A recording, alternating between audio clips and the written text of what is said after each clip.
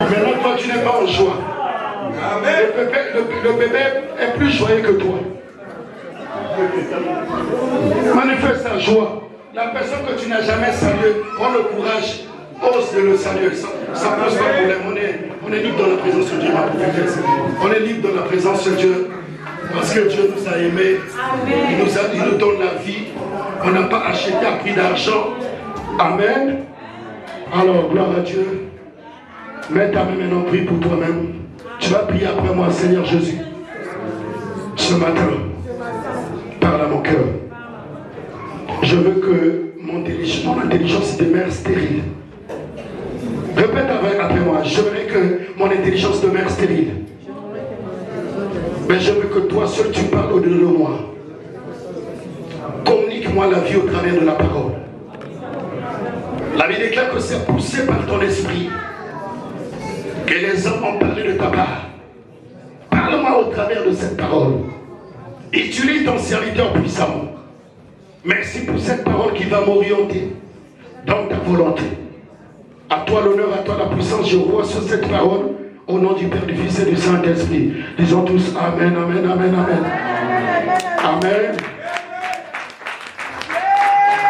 Amen. En tout cas, je bénis le Seigneur une fois de plus. Est-ce qu'il y a-t-il un anglophone ici? Amen.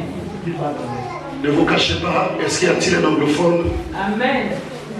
Vous parlez l'anglais? Yes. You speak English? Hein? Ah. Hey, come here. Come ici. Ah. Ah, moi je ne parle pas l'anglais, hein? Pardon. Je suis nul en anglais. Vous savez, le Seigneur ne sait jamais de nous répéter que il faut que nous fassions des efforts pour que l'Église ait un interprète en anglais. Parce que Dieu va envoyer les anglophones. Et si il n'y a personne qui est là pour traduire, ça ne sera pas bien. Amen. Les gens vont venir, ils vont partir. C'est du gâchis spirituel. Jésus. Vous savez, une âme a beaucoup du prix vis-à-vis du Seigneur. Tu peux donner au Seigneur 1 milliard d'euros. Mais ça ne pourra jamais comparer à l'âme que tu offres à Dieu. Amen. Est-ce que vous comprenez? C'est pour ça que la Bible déclare qu'il y a de la joie dans les cieux quand une personne se repente. Il y a de la joie dans le ciel s'il y a une personne se repente. Donc ça veut dire qu'une âme a beaucoup de prix, plus que même l'argent. Jésus. C'est pour ça que la Bible déclare que celui qui gagne des âmes est sage. Vous savez, il y a beaucoup de jeunes ici. Quand je vois des jeunes ici, je suis gai. Mais qu'est-ce que vous faites dans la maison du Seigneur? En réalité, votre jeunesse, vous devrez l'offrir dans le Seigneur. Amen. Amen. Vous ne devez pas être comme les jeunes du monde, non. Parce que vous avez une autre identité en Christ. Jésus. On ne dit pas que si vous êtes chrétien, vous êtes devenus comme nous les vieux. Bon, moi je ne suis pas encore vieux. Je suis papa jeune, je ne suis pas encore vieux. Jésus.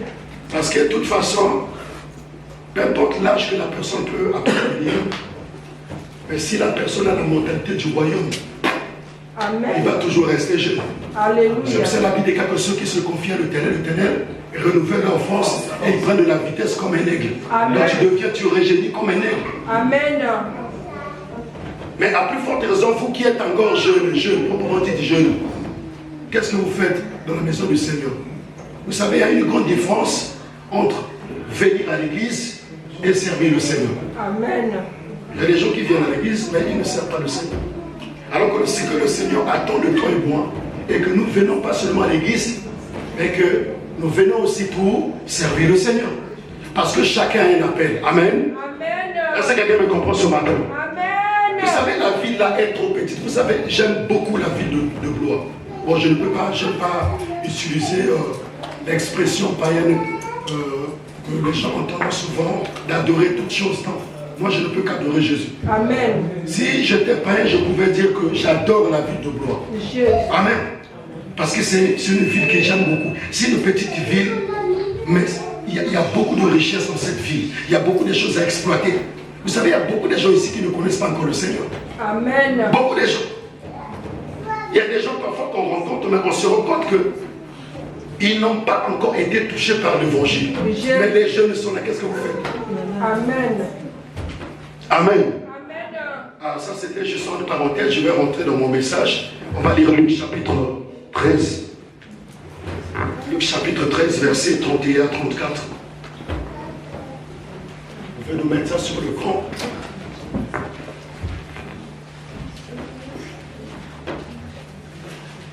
Il y a des jeunes qui prient ici, il y a l'avenir de demain qui est là.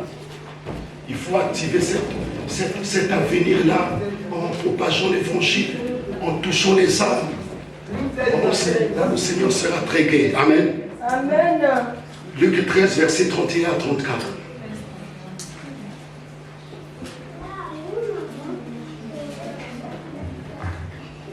Vous savez, on a passé un bon culte, un excellent culte, le premier culte. Je pense que ceux qui étaient là, ils étaient richement bénis. Même moi-même qui ai prêché, j'ai été béni. Amen. J'ai été vraiment béni. Je bénis aussi le Seigneur pour son serviteur, le pasteur Aubin et notre maman pasteur. Amen. Parce que c'est grâce à eux que je me tiens devant vous. Certes, nous sommes dans le corps de Christ. Moi, je suis le prophète Christian Ongania pour ceux qui ne me connaissent pas. Si vous avez constaté au départ, je ne me suis plus présenté parce que pour moi, je me dis que cette église, ça devient mon église. Amen. Voilà, donc pour ceux qui ne me connaissent pas, je suis le prophète Christian Joseph. Je suis actuellement à Brazzaville, au Congo, précisément. J'ai une église, mon église s'appelle Mission mondiale d'évangélisation et de délivrance. Pour ceux qui connaissent la ville de Brazzaville, nous sommes situés au plateau sur la rue Boutassi. Amen. On acclame le Seigneur très fort. Alors donc, lorsque je viens ici ça devient aussi mon église parce que j'ai rencontré mon frère, j'ai rencontré mes bien-aimés. Nous travaillons dans le corps de Christ. Amen. Quand je viens ici, je mets aussi une pierre sur le rectifice. Amen. C'est comme ça que nous devons travailler dans le corps de Christ. Le jour que le pasteur partira aussi au Congo, il a aussi sa place déjà là-bas, il peut aussi faire le travail de Dieu. Amen. Parce qu'une église qui ne reçoit pas, ce n'est pas une église bénie. Parce que Dieu travaille dans la diversité. Dis à ton voisin diversité. Amen. Alors, on va rapidement dans Luc chapitre 31. Luc 13, pardon, verset 31 à 34. Je parlerai sur le ministère prophétique. Vous allez remarquer toutes les prophéties que Dieu a relatées dans la Bible, ça s'est accompli. Pourquoi je parle du ministère prophétique? Parce que nous constaterons qu'il y a beaucoup de confusion dans le ministère prophétique. Parce qu'il y a une différence entre le don et le ministère. Donc on a tendance souvent de mélanger. Et puis il y a aussi un autre aspect. Qu'est-ce que nous remarquons? Il y a beaucoup de gens qui combattent le ministère prophétique. Vous remarquerez que souvent on insulte les faux prophètes, mais les faux pasteurs, les faux apôtres, les faux docteurs, les faux évangélistes, on les insulte moins. Vrai ou faux? Vrai ou faux? Vrai ou faux? Voilà. Donc s'il y a des faux, ça ne veut pas dire que tout le monde est faux, il y a des vrais aussi. Amen. Donc ça n'a pas commencé aujourd'hui, ça a commencé depuis la Bible. Amen. Alors nous allons lire Luc chapitre 13, verset 31 à 34. Ce même jour, quelques pharisiens vinrent lui dire: va-t'en par ici, car Hérode veut te tuer. Alors verset 32, il leur répondit: allez, dites à ce renard, voici je chasse les démons, je fais des guérisons aujourd'hui et demain. Le troisième jour, j'aurai fini. Dis à ton voisin, le troisième jour, j'aurai fini. Acclame le Seigneur très fort. Non, dis à ton voisin, le troisième jour, j'aurai fini. Dis à ton voisin. Amen. Vous remarquez que Jésus, quand il est venu sur la terre, Jésus avait plusieurs identités. Amen. Amen. Alors, Jésus n'était pas seulement un fils de Dieu, il était au même temps prophète, au même temps apôtre, au même temps le bon berger. au même temps le Messie. Amen. Amen. Mais nous remarquons dans ce texte, Jésus savait déjà sa mort. Amen. Amen. Il savait sa mort parce que lorsque les pharisiens sont venus demander à Jésus de quitter dans l'endroit auquel il se trouvait, c'est Hérode qui a envoyé des gens plutôt pour demander à Jésus de quitter. En fait, les disciples ont demandé à Jésus de quitter l'endroit auquel il se retrouvait parce qu'ils savaient que Hérode cherchait à le tuer. Mais Jésus, en connaissant sa mission sur terre, et dit, allez-y, tire à ce renard. Je guéris les malades, je ressuscite les morts, et la bonne nouvelle est annoncée. Moi, je vais mourir, mais le prochain jour, je serai ressuscité. Acclame le Seigneur.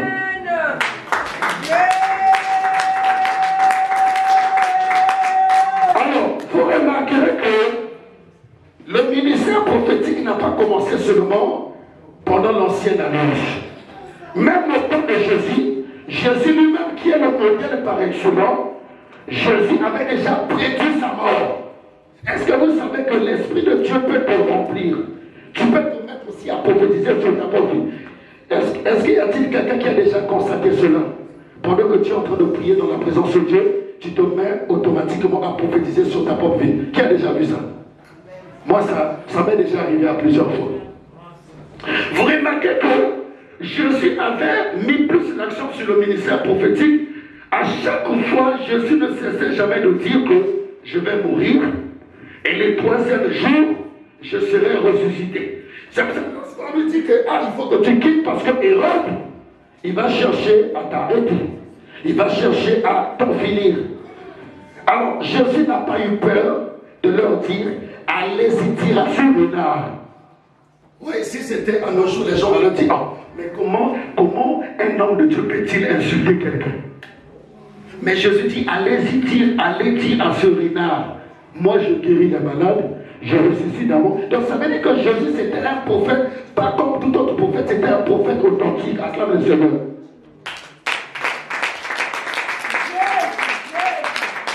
Lorsqu'on parle du ministère de prophète authentique selon la Nouvelle Alliance, le ministère prophétique, c'est un ministère qui transporte le mystère de Dieu. Parce que la Bible déclare que l'Église a été bâtie par les fondements, pas des pasteurs, pas des évangélistes, mais l'Église a été bâtie par les fondements des apôtres et prophètes.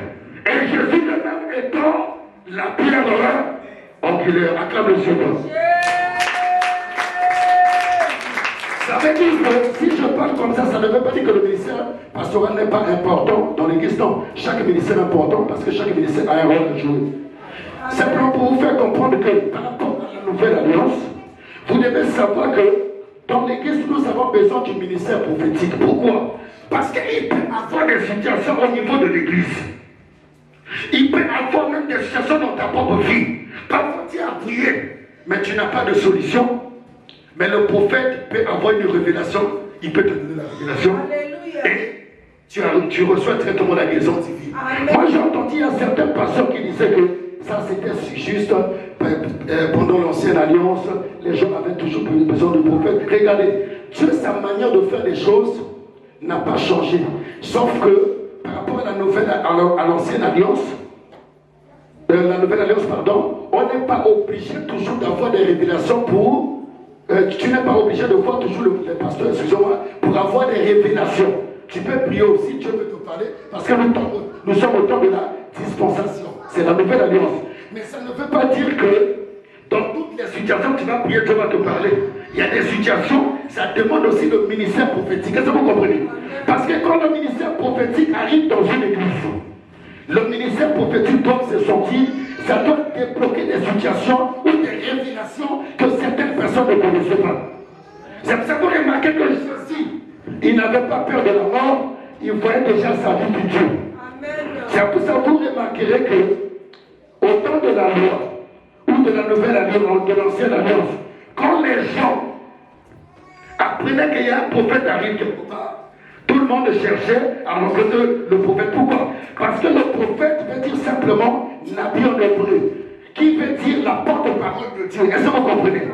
Ça veut dire que Dieu, avant de passer, ou de passer un message, il passait par le prophète, et le prophète transmettait au peuple de Dieu. Ça, c'est l'ancienne alliance. Mais dans la nouvelle alliance, nous sommes au temps de la dispensation. Mais la manière d'opération n'a pas changé, parce que Dieu, s'il veut parler à une personne, il y a des situations, il passe aussi par le prophète. Est-ce que vous comprenez? Il n'est pas obligé de passer par toi, parce que Dieu est souverain. Vous remarquerez, ceci avait prophétisé de sa mort, il a prophétisé également de la venue du Saint-Esprit.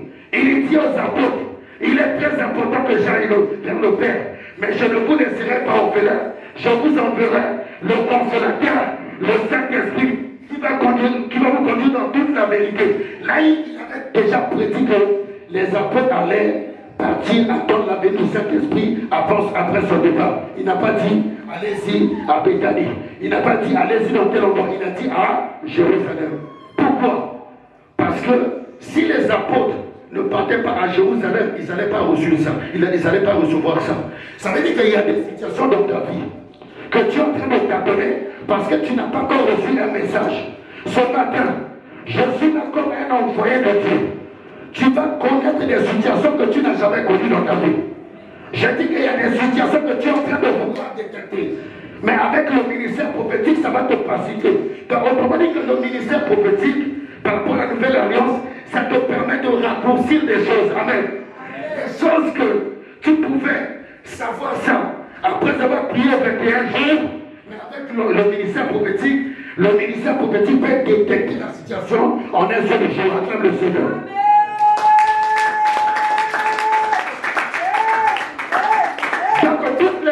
Qui combattent le ministère prophétique au sein de l'église par rapport à la nouvelle alliance, ce sont des sorciers. Est-ce que vous savez que l'église aujourd'hui est entourée des sorciers? Les sorciers peuvent s'exprimer, ils viennent à l'église, parfois le pasteur n'a pas le discernement, on leur attribue des responsabilités au sein de l'église. Mais si un ministère prophétique authentique, le prophète va détecter le Seigneur.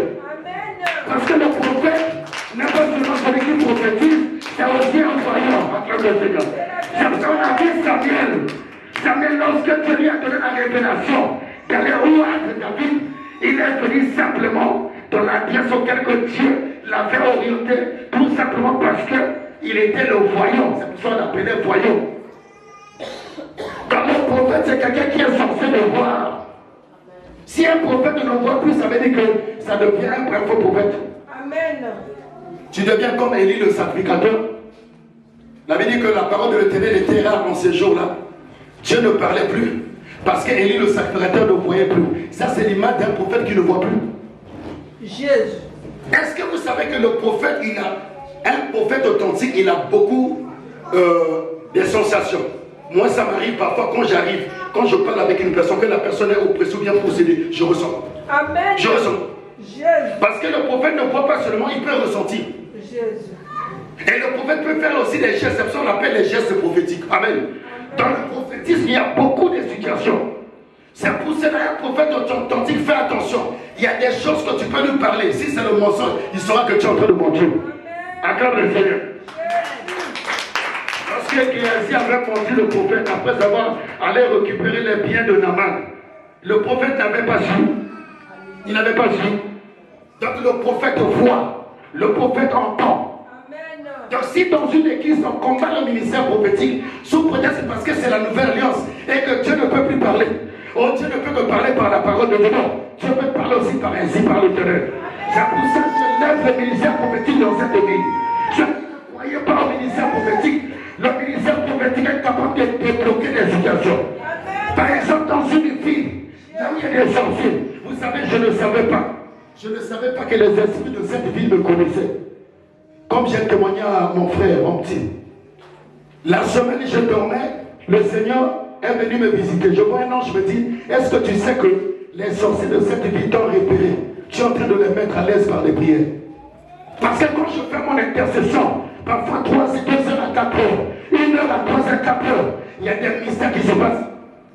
Je me suis dit, mais je dois faire attention à ce que je fais, à ce que je parle. Parce que les esprits ne vont commencer à envoyer des gens pour pouvoir me détruire. À quel besoin?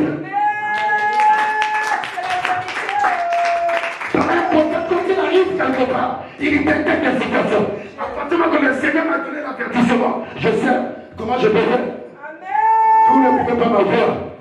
Parce que le Fils de l'homme a paru pour détruire les hommes du terrain. Là où il y a le ministère authentique de prophétie, de prophète, les sorciers ne peuvent pas s'exprimer dans une église. Amen. Jésus. Quand les sorciers viennent, et même ils vont fuir par la présence de Dieu. Parce que l'homme de Dieu va détecter automatiquement les sorciers. Amen. Parce que l'église aujourd'hui est confondue. Amen. On a des sorciers qui viennent à l'église, parfois par le manque de discernement, on les forme, on leur attribue des responsabilités, et ce sont des mêmes personnages, des mêmes personnes qui détruisent l'église. Amen. C'est la vérité. Est-ce que vous comprenez? Je suis parti à Rouen il y a 10 ans. Rouen. On m'a invité à Rouen dans une église au travers d'un prophète qu'on se connaît depuis Brazzaville. Il dit, bon, comme tu es en France, je t'envoie chez tel pasteur. Il faut aller faire un séminaire là-bas. Il m'a mis au contact avec lui. J'arrive. Mais comme le prophète voit, quand je suis arrivé, Dieu m'a montré que l'église était enfermée. Le pasteur avait emprisonné l'église par la sorcellerie. La vie des fidèles ne fonctionnait pas. Il n'y avait pas de mariage. Il n'y avait pas. Les gens priaient le Seigneur, ils se sacrifiaient. Leur vie ne changeait pas. Ils donnaient la dîme, ils donnaient les offrandes. Mais leur finance était bloquée. Et le premier jour, quand j'ai commencé le séminaire, j'ai dit que le Seigneur m'a envoyé ici. Il y a des choses que vous ne voyez pas. Vous allez commencer à voir des choses ici. Amen. Parce que le ministère politique vient aussi pour activer les dons. Amen.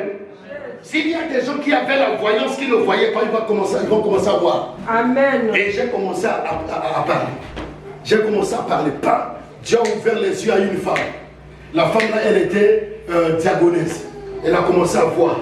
Dieu lui montre que tous les fidèles, dans une vision, pendant que je prêchais, tous les fidèles rentraient dans un grand trou. C'est-à-dire que devant la porte de l'église, il y avait un grand trou. Quand les gens rentraient, tous ils étaient dans le trou. Jésus. On vient à l'église pour être libéré, mais on vient à l'église encore pour s'enfermer. Je ne vais pas dire que l'église est comme ça. Ça, c'est l'église bénie. Acclame le Seigneur. L'église de notre pasteur, c'est l'église bénie. Si je te parle comme ça, parce que moi, je ne blague pas avec les sorciers, je ne coopère pas. Si tu es un sorcier, je vais te détecter. Amen. Jésus. Alors, j'ai commencé à prêcher. Pas la femme là, quand elle est rentrée en esprit. Elle a commencé à parler. Comme je savais, Dieu me dit qu'elle est en train de voir ce que toi tu vois. Je lui ai dit, calme-toi, on se voit à la fin. J'ai prié pour elle. Donc elle était découragée. Et Dieu lui montre le trou, pas seulement le trou, c'est le pasteur qui conduisait les gens dans le trou. Et le pasteur lui-même, il était comment? Ici. Bien les pieds d'une personne. Mais là, à partir de là, c'est le serpent. Jésus. Dieu lui dit que, vous voyez, tous vous êtes dans le ventre d'un grand boa au niveau de l'église. Jésus. C'est comme ça que vous remarquez dans les églises, là, quand les gens vont, parfois le pasteur fait n'importe quoi, les gens ne fouillent pas l'église. Le pasteur vole l'argent des gens, les gens ne fouillent pas l'église. Parce que vous êtes devenus leur bouc. C'est la vérité. Et j'ai commencé à prêcher. Pendant que je prêchais, à la fin, je vous dis que depuis que j'ai commencé le séminaire, jusqu'à ce que j'ai fini, le pasteur m'a jamais salué comme ça. Jésus. Quand j'ai fini la prédication, le pasteur, j'arrive, bon, j'ai laissé tout, ils vont s'occuper de tout, ils vont te ramener à l'hôtel du fruit. Jésus. Le dernier jour, Dieu m'entend parler, il a fui avant que la prédication finisse. Alléluia. Et la soeur, à la fin, en passant, la soeur qui avait vu la vision, la soeur, je l'ai reçue à la fin, elle me dit, papa, je ne savais pas que notre pasteur était comme ça. Regardez à ça, regardez à ça. Jésus. Ne parle pas, ne parle à personne. Je suis venu de la part du Seigneur parce que Dieu m'a dit qu'il va délivrer les gens. Amen. Parce que les gens ne seront plus esclaves. Jésus. Et quand j'ai commencé à parler, à la fin Dieu me dit, je vais fermer cette église. Alléluia. Par ton passage. C'est pour ça que les prophètes, ce n'est pas des gens à blaguer. Amen. Je ne parle pas des aventuriers. Amen. Regardez, quand j'ai fini, j'ai prié pour les gens. J'ai dit, ceux qui ont des affaires enfermées, les affaires seront ouvertes. Jésus. Les gens qui ont des situations, qui ne trouvent pas des solutions, il y aurait des solutions. J'ai prophétisé, j'ai prié et je suis parti. J'ai dit, je n'ai pas besoin de leur offrande. Je pars. Dieu me dit, ne prends rien ici. Parce qu'il y a des endroits où je vais, Dieu me dit, ne prends pas l'offrande des gens. Et je suis parti. Jésus. Et je repars. Un mois après, on m'apprend que les gens ont commencé à arriver que le pasteur était serpent. Un à un commençait à fuir. Jusqu'à ce que je vous dis devant Dieu, l'église était fermée. Jésus, alléluia. Dieu a libéré les gens sont partis dans les bonnes églises. Acclame le Seigneur. Ça veut dire que les faux pasteurs n'acceptent jamais le ministère prophétique. Parce qu'ils savent que le fait de ministère prophétique vient pour dénoncer les autres du ténèbres. C'est pour ça que vous remarquez que Jésus n'avait pas peur d'Hérode. Il dit que Hérode c'est un renard. Moi, je suis déjà dans le plan de mon Père. Amen. Je vais mourir et le troisième jour, je vais ressusciter. Alléluia. Donc Jésus prophétisait déjà, prédisait déjà son avenir, prédisait déjà ce qui devrait lui arriver. Amen. C'est pour ça que j'aimerais dire quelque chose à quelqu'un ici. Quand tu vas sortir d'ici, et il y a des choses que tu ne comprenais pas, tu vas commencer à comprendre. Amen. Acclame le Seigneur. Regardez, on va lire Ephésiens 4. Ephésiens 4, verset 10 à 12. Ephésiens 4. Vous savez, le ministère prophétique, c'est un ministère qui débloque beaucoup de situations. Mais c'est aussi un ministère de piège aussi. Pourquoi? Parce que si le prophète lui-même aussi ne sait pas transmettre les messages, il peut détruire les choses. Amen. C'est pour ça qu'un prophète doit être aussi enseigné. Doit avoir la connaissance pour pouvoir transmettre la connaissance, la vraie connaissance à l'église. Amen. Amen. Moi j'ai vu au Nigeria, il y a un prophète, un faux prophète. Excusez-moi pour le terme. Et je le vois, et au fait, il a mis un bassin d'eau, il a rempli d'eau. Les gens venaient, rentraient, les femmes se déshabillaient et rentraient là-bas. Soi-disant, c'était le baptême. Soi-disant, c'était pour se purifier. Ça c'est déjà des faux prophètes. Amen. Et ce sont des gens comme ça qui sont nombreux dans les églises. Regardez dans Éphésiens, on nous parle. Celui qui est descendu, c'est le même qui est monté. Celui qui est descendu, c'est le même qui est monté, à savoir Christ. Au-dessus de tous les cieux, afin de remplir toutes choses. Continue. On va au verset 11. Il a donné les uns comme qui? Il a donné les uns comme alors, les autres comme non.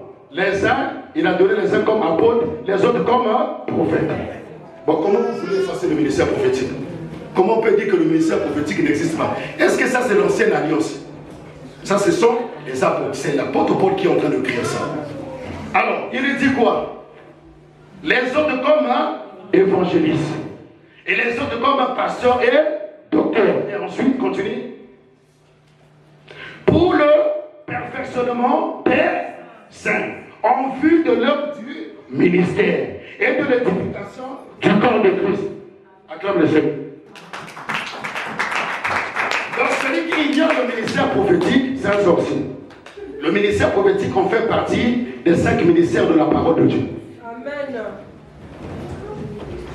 Il a donné aux uns comme apôtres, aux uns comme prophètes, aux uns comme évangélistes, aux uns comme pasteurs, aux uns comme docteur, pour le perfectionnement des saints en vue de l'œuvre du ministère. Donc, l'église ne peut pas être équipée s'il n'y a pas ces 5 ministères. On ne peut pas enlever l'un d'eux. Si on enlève, ça veut dire que l'église est incomplète. Vous savez pourquoi beaucoup des églises ont du mal à impacter les vies? Parce qu'au fait, il y a manquement des ministères. Je disais au premier culte, la majorité des collaborateurs des pasteurs dans les églises qui ont des responsabilités, vous remarquerez que la majorité ne veulent plus œuvrer d'ailleurs pour l'avancement ou la croissance du ministère. Ne fût-ce qu'ils se sont habitués de rester avec les responsabilités qu'ils occupent, avec les honneurs qu'on leur donne, ils ne peuvent plus aller même évangéliser. C'est pour ça que vous remarquez, les églises n'avancent plus. On commence à faire le surplace parce qu'on ne veut pas utiliser chaque ministère. Amen. Est-ce que vous savez que chacun de nous a un ministère ici? Amen. Chacun de nous a quelque chose. Il y a des gens que Dieu a donné les dons. Il y a des gens que Dieu a donné les talents. L'avantage aussi du ministère prophétique, c'est que le ministère prophétique est capable de détecter aussi les ministères. C'est comme le berger aussi. Un bon berger doit détecter aussi les ministères. Acclame le Seigneur. Vous avez un bon pasteur comme le pasteur Aubin, il y a des gens parfois qui sont ici qui ne veulent pas aussi venir aux enseignements. Alors que la Bible est que l'Église a été bâtie la connaissance. Mais à quel moment on peut recevoir la connaissance de la parole de Dieu? C'est au travers des enseignements. Acclame le Seigneur. L'Église aujourd'hui, beaucoup de chrétiens ne veulent plus recevoir les enseignements. J'aime ça vous remarquer. La personne qui est mal formée, mal informée, bon, quand je parle de mal informé, on fait allusion à une personne qui n'a pas la connaissance de la parole de Dieu. Parce que la connaissance, c'est une information. Amen. Et lorsqu'on leur donne une responsabilité au sein de l'église locale, qu'est-ce qu'ils font? Ils commencent à combattre souvent les ministères prophétiques. Parce que lui, il n'a pas la connaissance. Amen. Amen. Ou soit il combat les apôtres parce qu'il n'a pas la connaissance. Il combat les pasteurs, il n'a pas la connaissance. Celui qui a la connaissance, il ne peut pas combattre son pasteur. Amen. Amen. C'est pour ça que vous remarquez la majorité des chrétiens quittent des églises dans la rébellion. Dès qu'il connaît 2 versets, il dit bon, je peux aller ouvrir mon église. Amen. Je te dis qu'ouvrir l'église, on n'ouvre pas l'église n'importe comment. Alléluia. Il faut que tu reçois l'appel de Dieu, la voix de Dieu. Amen. Amen. Parce qu'il y a des gens qui sont appelés pas à être des leaders visionnaires, ils sont appelés à être des leaders collaborateurs. Acclame Dieu. C'est pour ça que je disais la fois passée, quand j'ai fait ma première intervention ici, je disais que le grand problème de l'église aujourd'hui, c'est pas Dieu, c'est nous.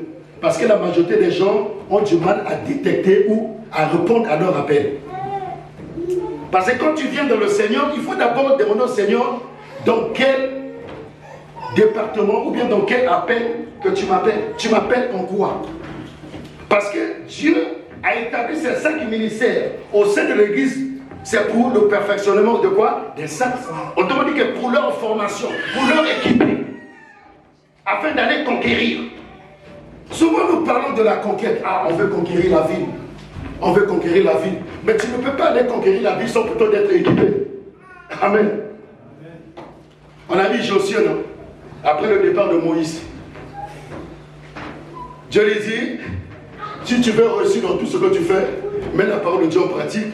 Écoute à la lettre toutes les instructions que je t'ai données au travers de mon serviteur Moïse. Ne t'en détourne ni à gauche ni à droite si tu veux réussir dans tout ce que tu vas faire. N'est-ce pas ce qu'il a fait? Il a exécuté la volonté de Dieu. Il a pu conquérir. Souvent nous parlons de la conquête, mais nous ne voulons pas d'être équipés. Amen. C'est pour ça lorsqu'on dit que on est loin. Mais on est loin pourquoi? Jésus-Christ était loin du Saint-Esprit. Il partait de lieu en lieu, guérissait les malades, opérait des miracles. Mais Jésus était loin pour une raison. Amen. Amen. Il y a beaucoup de gens qui sont loin, c'est le bon, pour déverser leur onction sur l'église, mais ils ne déversent pas leur onction dans les territoires minés par l'ennemi. Amen. C'est ce que vous remarquez que la majorité des gens qui ont vécu ne fût-ce qu'à l'église avec le pasteur, mais qui ne veulent pas innover ailleurs pour gagner les âmes. La majorité, ça devient des personnes qui combattent maintenant des gens qui ont la vision. Amen.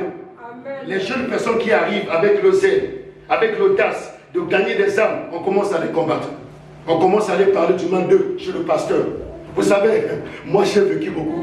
Je connais comment est-ce que dans les églises, les collaborateurs, les pasteurs. Alléluia. La majorité, vous voyez, parfois le pasteur n'est pas mauvais, mais le pasteur devient mauvais au travers des collaborateurs. Amen. Amen. Amen.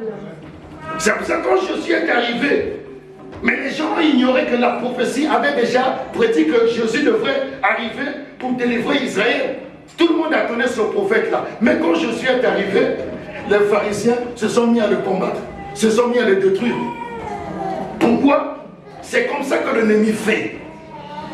Quand Dieu envoie une personne pour débloquer quelque chose dans une église, on commence à le combattre. On commence à lui donner les noms. On commence à fouiller sur sa vie. Oh, lui là, il ne craint pas Dieu. C'est un faux. Amen. Amen. C'est pour ça que vous remarquez que même au temps de Moïse, Dieu avait frappé les maris parce qu'ils ont parlé du mal de Moïse. Amen.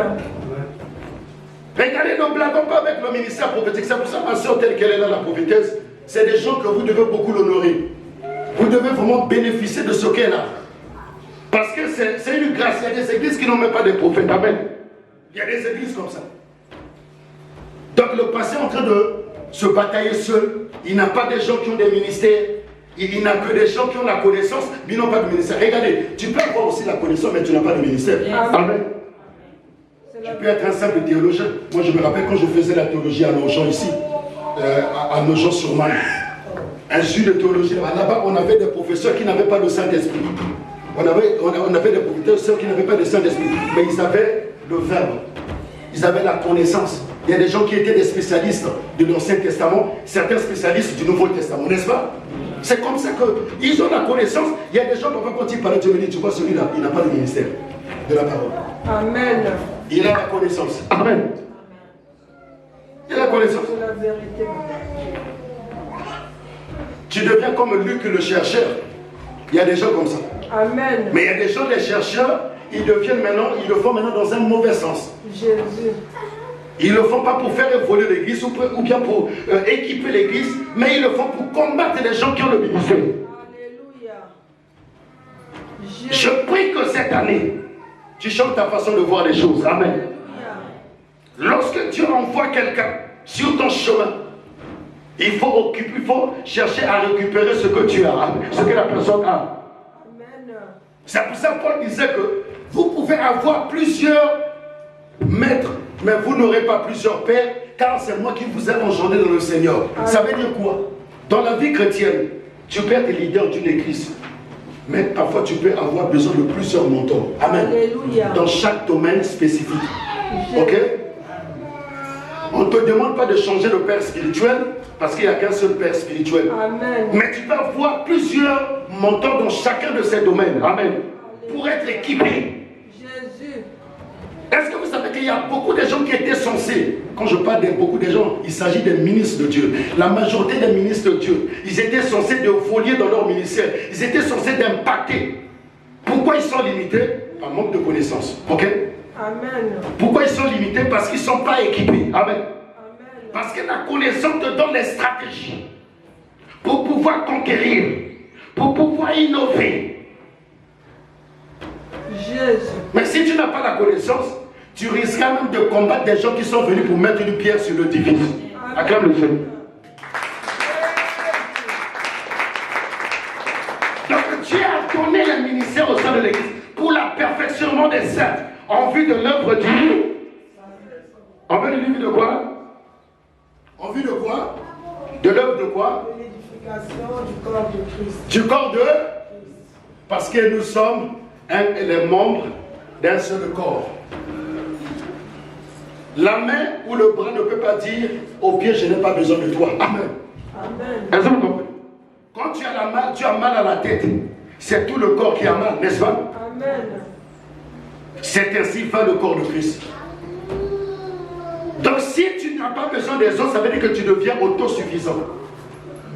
Donc quand tu n'as plus besoin de quelqu'un, ça veut dire que tu connais tout. Alors que la Bible déclare que nous connaissons en partie et nous distribuerons en... Vous savez, dans la maison de Dieu, ce qui est intéressant, c'est que Dieu reconnaît les talents, les dons, les qualités, les ministères qu'il a mis dans la vie de chaque personne. Mais c'est l'Église elle-même qui ignore ce que les autres ont. Pourquoi il y a si des guerres au sein des églises? Parce qu'on a du mal à reconnaître ce que les autres ont. Amen. On a du mal à reconnaître. Je suis passé dans une église en Côte d'Ivoire. Une église au moins de 3000 membres. La femme là, c'est une prophétesse qui fait un travail excellent là-bas. Mais ce que j'ai remarqué sur cette prophétesse, la majorité de ses collaborateurs n'étaient pas bien formés. Et quand je suis arrivé, je lui ai fait savoir ça. J'ai dit, on va faire ceci, on va faire une formation de quelque temps. On a fait une formation de quelque temps. Alors, j'ai dit, vous devez maintenant élargir l'espace de votre temple. Parce que tu as déjà un grand ministère. Tu es connu, j'ai fait une veille de prière, tu m'as organisé une veille de prière, tu as invité les députés, tu as invité un ministre. Donc, vous savez ce que j'aime beaucoup dans la Côte d'Ivoire, c'est que les hommes d'État, ceux qui sont chrétiens, ils sont tellement humbles. Quand vous faites des activités, vous les appelez, ils viennent simplement. En tout cas, est-ce qu'il y a-t-il des Ivoiriens ici? J'aime beaucoup la Côte d'Ivoire. Amen. Non, ils ne sont pas comme Comme chez nous, en Afrique centrale, là, les gens, on a tellement des cartésiens, on a tellement des incrédules. Hein? Il y a des ministres où je suis parti les prêcher à la maison. Tu as prêché, quand tu l'invites à l'église, non, papa, moi je suis VIP, moi, tu viens seulement à la maison. Si tu as besoin de soutien pour le ministère, moi je peux investir, mais moi je ne viens pas à l'église.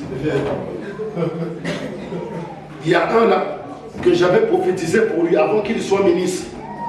Je l'ai connu au travers d'une personne, j'ai prophétisé, Dieu m'a dit, je te vois en train de rentrer au gouvernement. Quand je suis parti, j'ai prié pour lui. 2 mois après, la prophétie s'est réalisée. Est-ce qu'il y a des gens qui connaissent le ministre Paul Motte, les Congolais de Brazzaville? Oui. J'ai prophétisé sur lui. Ceux qui le connaissent, vous pouvez lui demander. J'ai prophétisé et je suis parti. Mais quand il devient ministre, si je vous dis que je l'ai rencontré seulement 2 fois. Et pourtant c'est un chrétien. Le pauvre, il était entouré des membres de son église. Comme il était quelque part dans une église, donc les gens l'ont magouillé. Hein?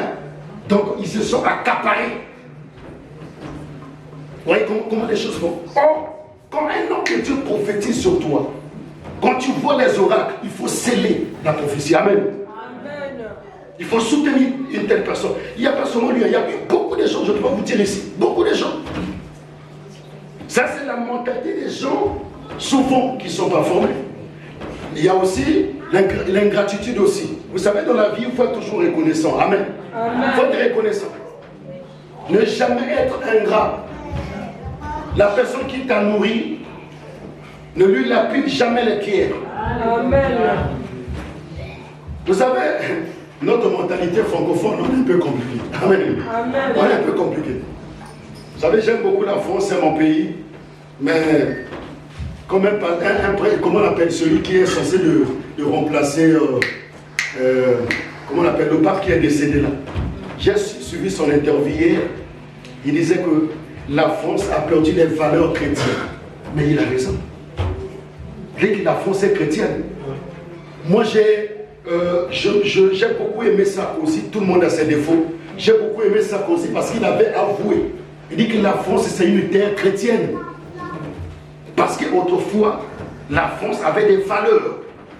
Les gens connaissaient le Seigneur. Les gens partaient même s'ils ne partaient pas dans les églises de Rovenne, ils partaient à l'église catholique. Mais à un moment à l'autre, les gens deviennent de plus en plus incrédules et cartésiens. C'est pour ça que Dieu m'avait dit, j'annonce une prophétie qui va arriver en France. Il y a une crise qui est en train de se préparer. Tout ce que vous voyez là, c'est rien. Amen. Covid, moi j'ai vu Covid. Hein. Ceux qui me connaissent, j'ai prophétisé sur Covid. Si on ne fait pas attention, il y a une faute. Pourquoi Dieu va permettre cette crise-là? Pour que le réveil soit activé. Amen. Après cette crise, il y aura un grand réveil qui va secouer la France jusqu'à l'Europe. Amen. Parce que nous sommes en train de préparer le retour de Yoshua Hamashiach. Amen. Donc il faut faire beaucoup attention. C'est pour ça que Dieu veut que nous puissions nous lever. Il faut que nous nous levons à évangéliser, à œuvrer pour le Seigneur. Vous savez, nous n'avons plus rien à faire, sinon que servir Dieu. Le travail que Dieu t'a donné, c'est pour nourrir ta famille, mais après il faut servir Dieu. Amen. Amen. Soyons comme Josué qui disait, moi et ma maison, nous servirons l'Éternel. Mais il y a des gens, quand Dieu leur donne une bénédiction, par exemple, Dieu leur donne le travail, bien évidemment c'est une bénédiction. Quand Dieu te donne un travail, mais est-ce qu'avec ce travail-là, tu sers Dieu? Il y a des gens, une fois que Dieu leur donne le travail, ils ne prient plus. Amen. Ils ne viennent plus à l'église, ils ne servent plus le Seigneur. Je sais que vous remarquez, un moment à l'autre, même si tu avais quelque chose ou bien un appel au ministère, Dieu bloque tout. Parce que tu as mis d'abord la priorité par rapport à tes affaires. Amen. Il faut que je regarde l'heure pour que je ne sois pas. Je sais que beaucoup de gens sont fatigués.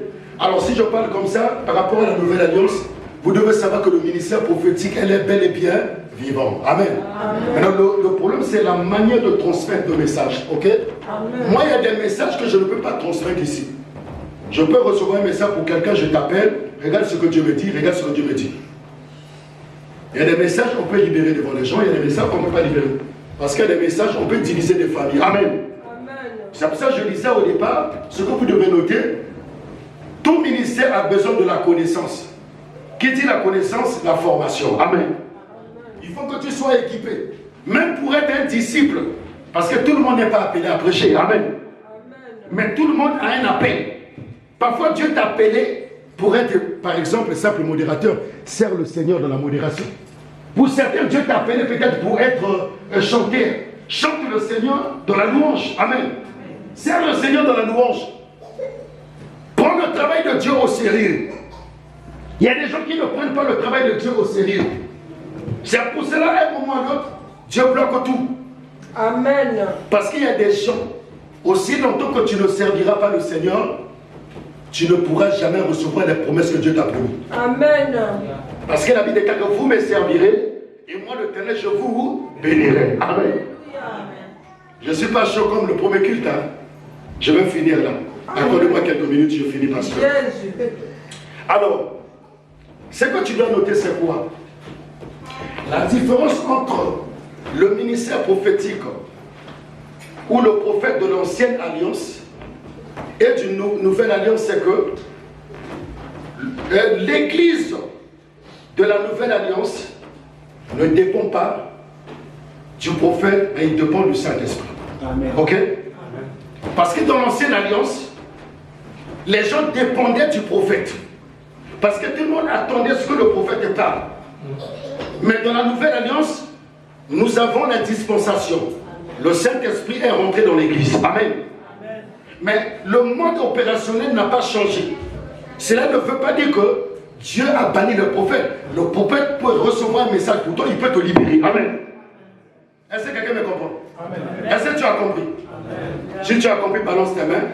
Je vais finir 2 minutes. Alors, donc, ce que tu dois comprendre, toi, en tant que chrétien, si tu ne connais pas encore ton appel, il faut prier à ce que le Seigneur te révèle. Amen. Amen.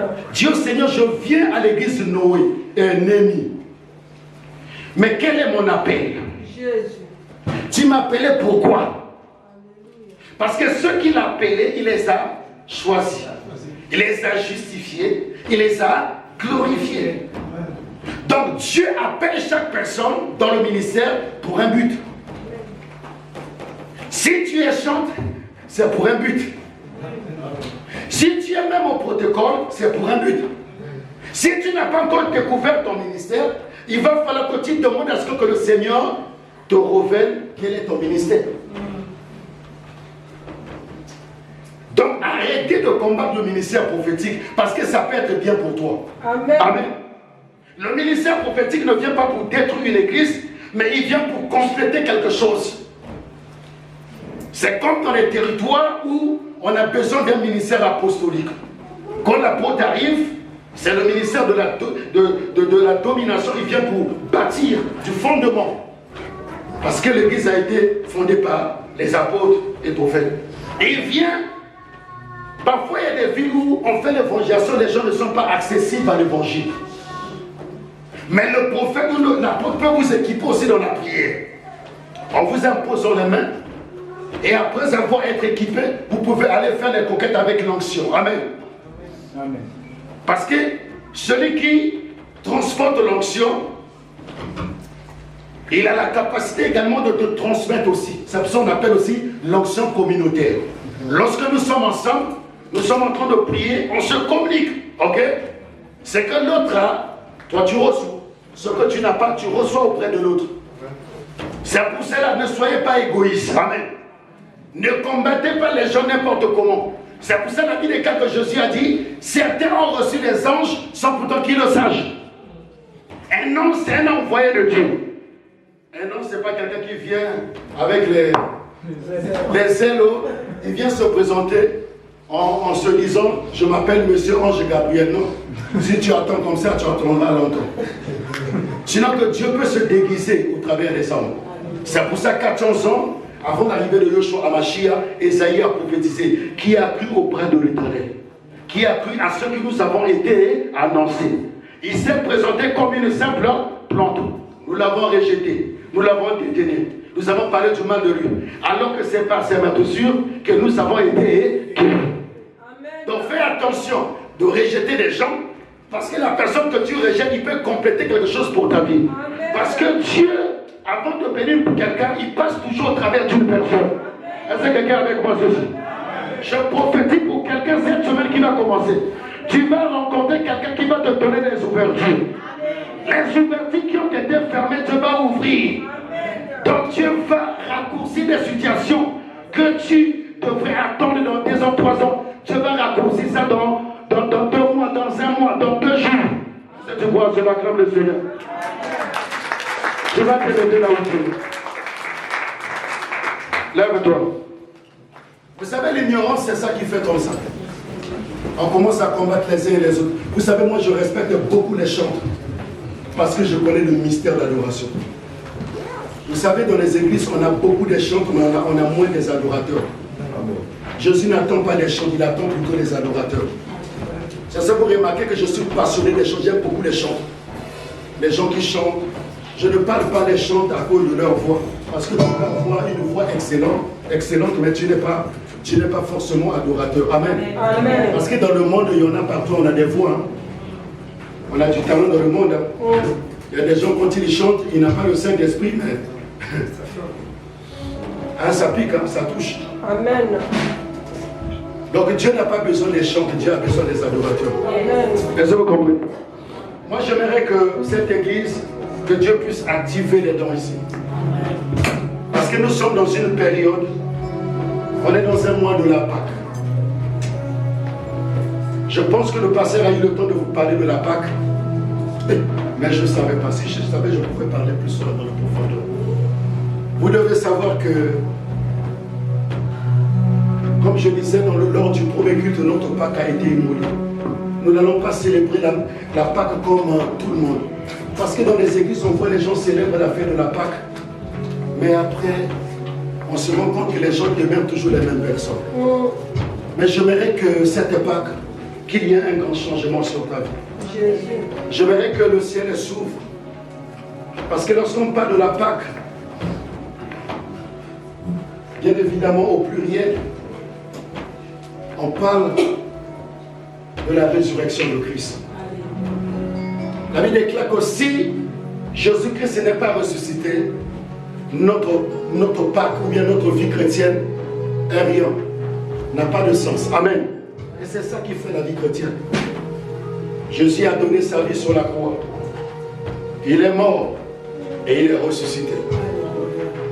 Il n'est pas ressuscité seul, il est ressuscité avec toi et moi. Amen. Amen. Il se peut que ta vie a été enterrée quelque part. Tes bénédictions ont été enterrées quelque part. Ta vie a été enterrée quelque part. Mais au travers de cette Pâque, je suis sûr et certain que ta vie sera libérée. Acclame le Seigneur.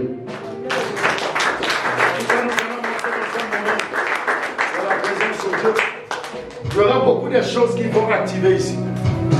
Moi, je crois au ministère du pasteur et je crois à ce que Dieu a mis à chacun de nous ici. C'est pour ça que j'aimerais bien que tu sois concentré et que tu rentres dans la présence de Dieu. J'aimerais que tu commences à parler à ton âme par le Seigneur. Tu peux dire au Seigneur, je ne voudrais pas que cette Pâque soit une routine. Comme on a l'habitude de fêter les fêtes des Pâques, mais la vie ne change pas. Mais je veux qu'au travers de cette Pâque, que ma vie soit transformée. Et que je sois un avec Christ. Et que j'impacte ma génération. Parce que je ne suis pas venu sur la terre pour accompagner les autres. Mais je suis venu pour écrire une histoire. Si un membre de ma famille n'a jamais atteint un niveau donné, au travers de cette Pâque, aide-moi Seigneur, à arriver à ce niveau parce que tu es ressuscité. Tu vas commencer à élever ta voix, commence à prier. Et là, c'est